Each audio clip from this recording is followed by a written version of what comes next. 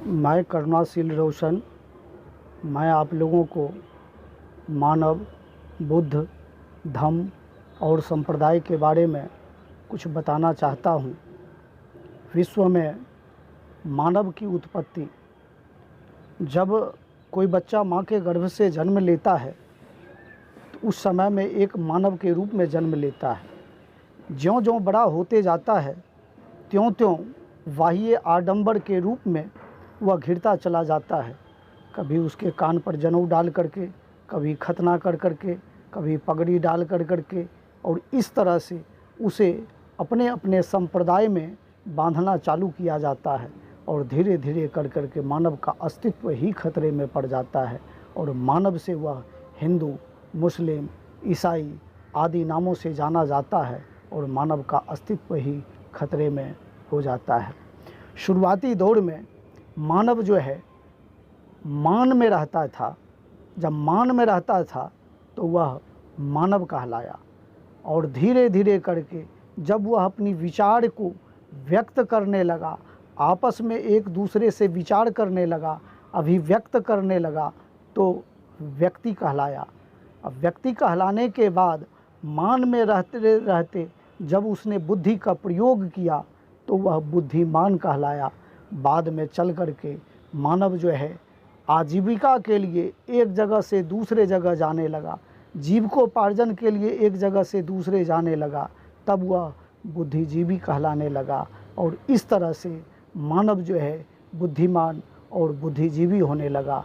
जब बुद्धिजीवी होने लगा तो दुनिया में कुछ चालाक लोगों ने मानव के अस्तित्व को ही बिगाड़ना चालू कर दिया, और कुछ लोग ऐसे आए जिन्होंने मानव को कह दिया, धरती पर दो व्यक्ति पैदा लिया, मनु और शत्रुपा।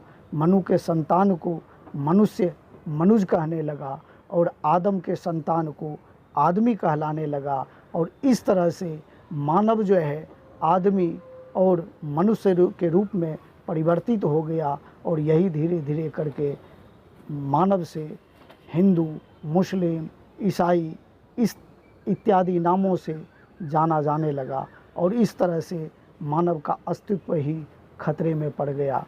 समय के दौरान में जब कोई बुद्ध पुरुष आता है तो अपने अनुभव के आधार पर कोई सत्य कहता है, और वह सत्य ही धम्म का रूप लेता है।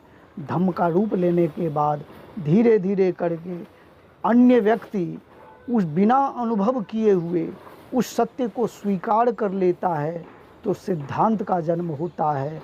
और सिद्धांत का जब फॉलो करने लग जाता है तो उसी से संप्रदाय का जन्म लेता है, और संप्रदाय का जन्म लेने के बाद शुद्ध धम्म जो है वह अपना अस्तित्व खो देता है। धम्म और संप्रदाय में अंतर है।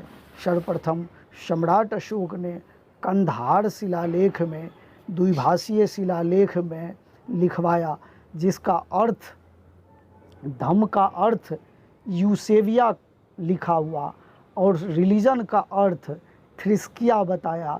इस तरह से रिलीजन और धम्म में जो है अंतर है।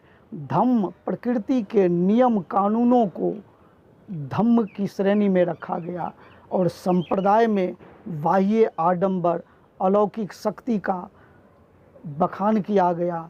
स्वर्ग, नरक, ईश्वर, आत्मा, परमात्मा इत्यादि का संप्रदाय में उल्लेख किया गया, जबकि धम्म में सिर्फ प्रकृति के नियम कानून को बताया गया, मानव के रहन सहन के स्तरों को बताया गया।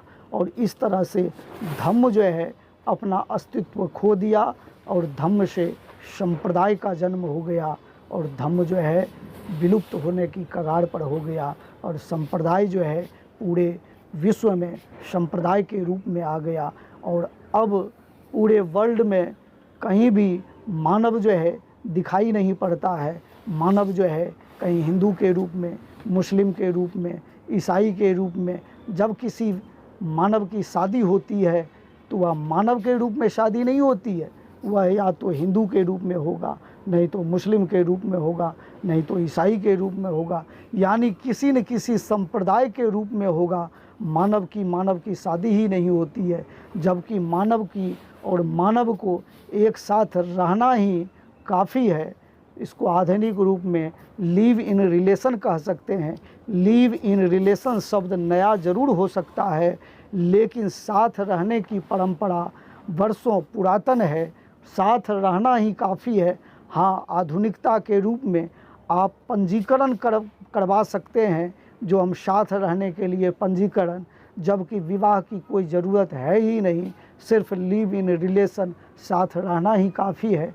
मानव को मानव के रूप में साथ रहने की ज़रूरत है, या कोर्ट से दोनों एक दूसरे को साथ रहने का वचन दे देते हैं तो मानव जो है मानव के रूप में रहता है, और मानव जो है इस तरह से मानव का अस्तित्व बना रहता है। बहुत सारे जीव जो हैं बायोलॉजिकल, उनका अस्तित्व खतरे में हो गया है।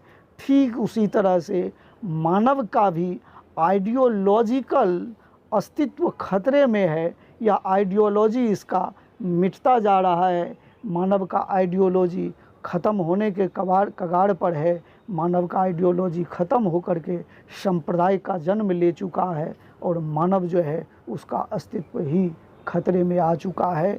विज्ञान, मानववाद विज्ञान को मानता है, प्रकृति के नियम कानून को मानता है।